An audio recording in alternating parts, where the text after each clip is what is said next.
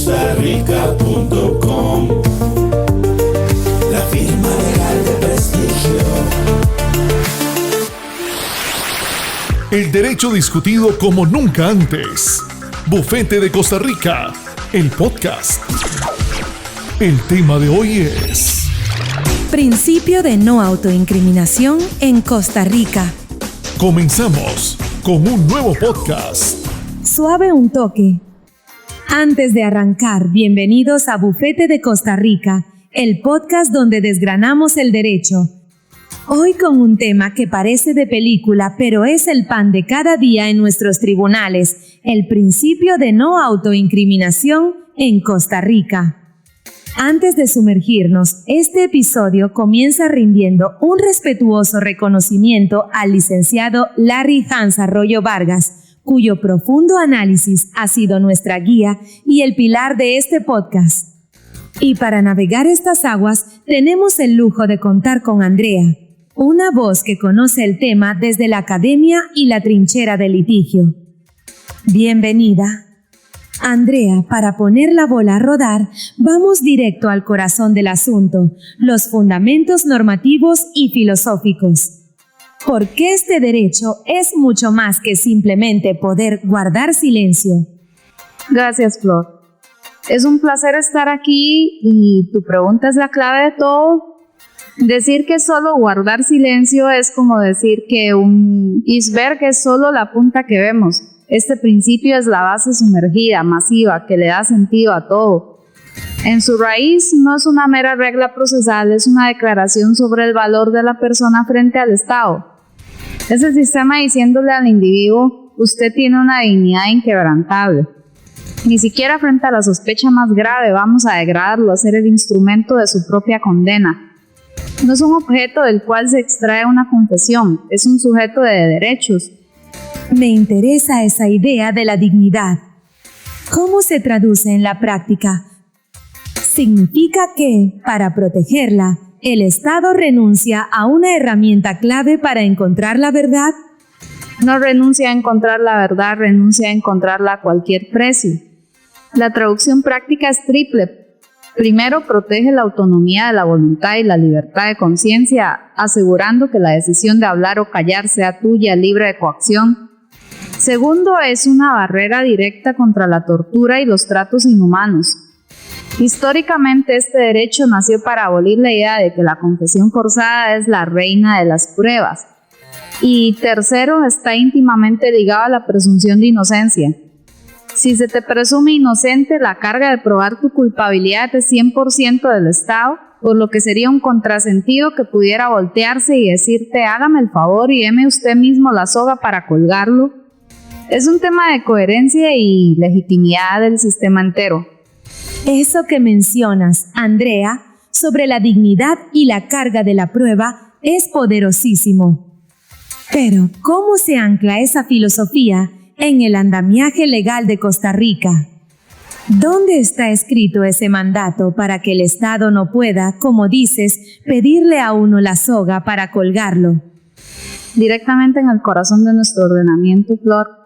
El artículo 36 de la Constitución Política es el núcleo duro al decir claramente que en materia penal nadie está obligado a declarar contra sí mismo. Es el punto de partida, la garantía explícita que protege al ciudadano frente al poder. Pero la norma dice en materia penal. Eso significa que si estoy en un procedimiento administrativo sancionador, por ejemplo, en la municipalidad o en un colegio profesional, ahí sí podrían obligarme a declarar en mi contra. Excelente pregunta y la respuesta es un rotundo no. Ahí es donde entra a jugar el derecho internacional a través del bloque de constitucionalidad. La Convención Americana sobre Derechos Humanos, que tiene un rango superior a las leyes, lo garantiza en su artículo 8. La Sala Constitucional ha sido clarísima, este derecho no se limita a lo penal, se expande a cualquier procedimiento donde el Estado pueda imponer una sanción.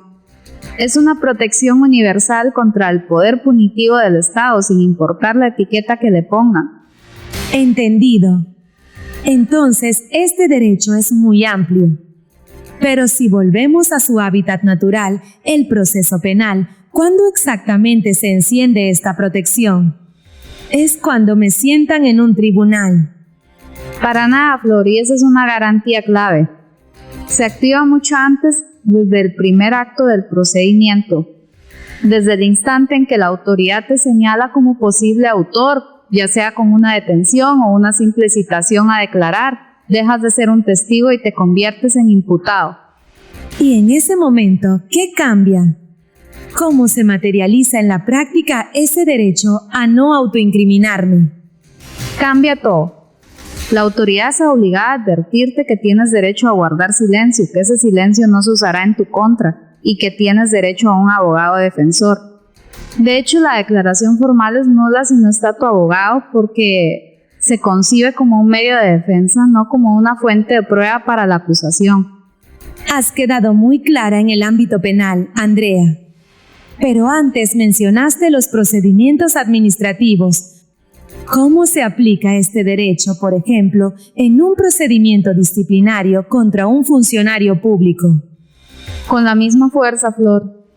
La Sala Constitucional ha sido enfática con la doctrina del ius puniendi único, que significa que el poder sancionador del Estado es uno solo. No importa si la sanción viene de un juez o de una oficina administrativa, las garantías fundamentales, como no autoincriminarse, viajan con ese poder a donde vaya. Eso me lleva a un área que siempre genera chispas, los impuestos. Por un lado, tenemos el deber constitucional de contribuir y por otro, el derecho a no dar información que me pueda llevar a un juicio penal. ¿Cómo se resuelve esa colisión? Con una solución jurisprudencial muy ingeniosa llamada la muralla china probatoria. La información que das para fines meramente fiscales es válida para cobrarte el impuesto, pero es absolutamente nula como prueba de cargo en un eventual juicio penal. Se crea una barrera infranqueable para proteger la garantía constitucional. Esa muralla china es una gran protección, Andrea. Pero seamos realistas, ¿qué pasa si la autoridad la ignora? Si en un interrogatorio me presionan y obtienen una confesión que viola mi derecho a no autoincriminarme, ¿esa confesión simplemente recibe una mala nota o tiene una consecuencia real en el proceso? Tiene la consecuencia más drástica posible, Flor, la nulidad absoluta. Esa declaración es considerada prueba ilícita y se excluye por completo del caso, es como si nunca hubiera existido. El artículo 40 de la Constitución es tajante. Toda declaración obtenida por medio de violencia será nula y violencia se interpreta en sentido amplio, incluyendo la coacción psicológica. Entiendo, se anula la confesión. Pero, ¿y si a partir de esa confesión ilícita la policía encuentra otra prueba, por ejemplo, el lugar donde se escondió un objeto robado? ¿Ese objeto, que es real y tangible, sí se puede usar? Esa es la pregunta del millón, y la respuesta es no. Ahí aplicamos la doctrina del fruto del árbol envenenado. Si el árbol, que es la confesión ilegal, está envenenado, todos los frutos que nazcan de él, como el hallazgo de ese objeto, también lo están. La nulidad se extiende y contamina toda la prueba derivada directamente de la violación original. Esa doctrina del fruto del árbol envenenado suena muy establecida. Pero ¿cómo se aplica un principio centenario a un problema que no existía hace 20 años, nuestros celulares?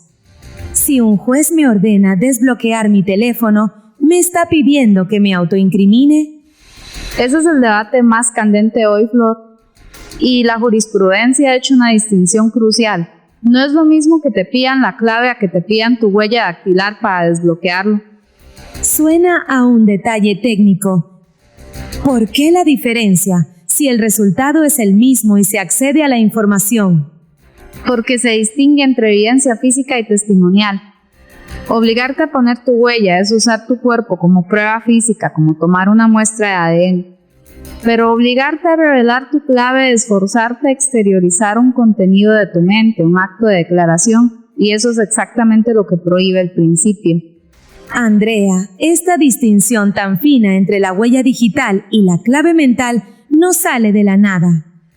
¿Quién ha sido el motor que ha ido adaptando y moldeando este derecho con tanto detalle? ¿Son las leyes o son los jueces? Sin duda, Flor, el gran arquitecto de esta evolución ha sido la Sala Constitucional. Ha sido la Sala la que, a través de una jurisprudencia muy consistente, ha expandido el principio más allá de las fronteras literales del texto constitucional. Y si tuvieras que señalar un fallo que marcó un antes y un después en esta materia, una sentencia que todo abogado y ciudadano debería conocer, ¿cuál sería? El voto 231-31995 es el hito fundamental. Fue la sentencia que estableció categóricamente que este derecho no vive solo en el proceso penal, sino que se aplica a cualquier procedimiento sancionador del Estado, sea administrativo o disciplinario. Fue la Sala diciendo: el poder del Estado para castigar debe tener los mismos límites sin importar la oficina desde la que actúe. Entiendo, Andrea. La Sala Constitucional establece la doctrina. Pero bajemos esto a la práctica del litigio. ¿Cómo este principio tan robusto cambia el tablero de juego para los abogados defensores? Significa todo, Flor. Para el defensor es la principal herramienta de protección. La asesoría ya no es solo quédese callado, sino una decisión estratégica, declarar aclara los hechos o es mejor el silencio porque la fiscalía no tiene un caso sólido. Exige una vigilancia constante para cazar cualquier vulneración que pueda generar una nulidad.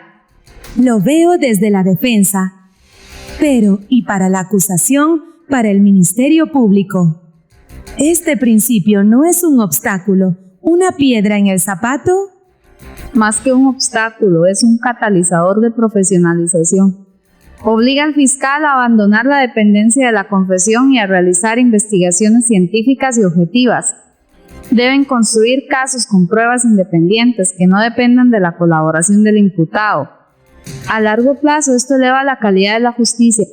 Este desarrollo tan robusto que describes en Costa Rica, Andrea, ¿es una especie de isla jurídica o estamos en sintonía con lo que pasa en otras partes del mundo? Estamos en total sintonía, Flor, especialmente en la región donde la Corte Interamericana de Derechos Humanos ha sido clave. Su jurisprudencia crea un estándar, un piso de protección común que obliga a los países signatarios como el nuestro a interpretar este derecho de forma amplia y garantista. Y más allá de Latinoamérica, ¿qué pasa con sistemas como el estadounidense? Siempre vemos en las películas que la gente se acoge a la Quinta Enmienda. ¿Hay alguna influencia de ese derecho en el nuestro? Muchísima. Aunque son tradiciones legales distintas, hay un diálogo constante. La doctrina del fruto del árbol envenenado que mencionamos antes, por ejemplo, la importamos directamente de la jurisprudencia de Estados Unidos. Es una muestra de cómo las democracias se prestan las mejores herramientas para proteger los derechos de las personas. Es fascinante ver cómo dialogan los sistemas legales. Pero mirando hacia adelante, ya hablamos del celular, pero ¿cuál es el próximo gran desafío que podría poner en jaque este derecho fundamental? Sin duda, la inteligencia artificial en la investigación criminal. Pensemos en algoritmos que analizan nuestro comportamiento en línea, nuestros datos, creando perfiles que pueden incriminarnos sin que hayamos dicho una sola palabra. Es una forma muy sutil de autoincriminación. Y frente a ese futuro que ya está aquí, ¿cuál es la recomendación? ¿Esperar a que los jueces resuelvan caso por caso o se necesita una acción más proactiva? Se necesita acción proactiva. Es urgente pensar en actualizar el marco normativo para que la ley entienda estos desafíos tecnológicos. Pero igual de importante es la capacitación y sensibilización para formar a los operadores jurídicos y educar al ciudadano para que sepa que este derecho lo protege también en el mundo digital. Una última reflexión sobre eso, Andrea. Andrea, parece que la gran lección es que este derecho no es estático, sino un escudo vivo que debe adaptarse. Exactamente, Flor. Al final no importa si la amenaza es un garrote en un calabozo o un algoritmo en la nube. El principio es el mismo. Es el escudo que protege la dignidad humana frente a la maquinaria del poder estatal. Y ese escudo debe ser tan dinámico como las amenazas que enfrenta. Andrea, muchísimas gracias. Ha sido una clase magistral. Nos queda claro que el principio de no autoincriminación es mucho más que el derecho a guardar silencio. Es un pilar de la dignidad, una garantía que viaja desde la Constitución hasta un procedimiento administrativo, con consecuencias tan drásticas como la doctrina del fruto del árbol envenenado y que hoy enfrenta sus mayores desafíos en la era digital. Nos has dado una perspectiva increíblemente profunda. Ahora continuamos con el postre, la opinión en viva del licenciado Arroyo sobre este importante empréstito legal. Adelante, licenciado. Y con ustedes, la opinión del licenciado Arroyo.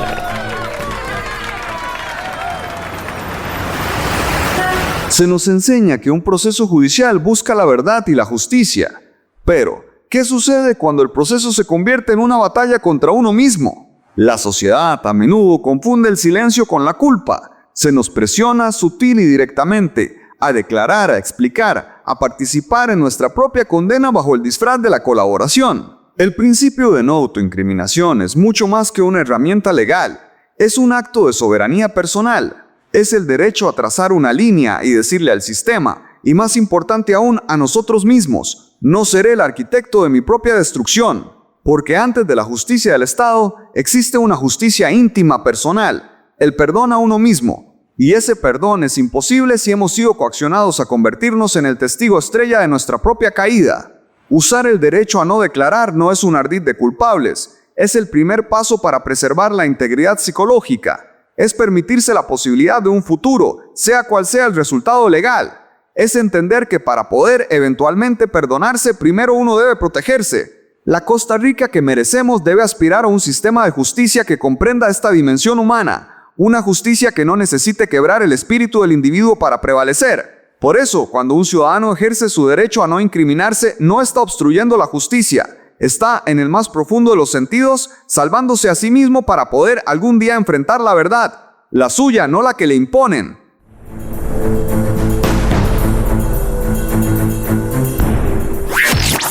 Esto ha sido todo por hoy. Hasta la próxima emisión de Bufete de Costa Rica. Bufete de Costa Rica, el podcast. Visítenos en www.bufetedecostarrica.com.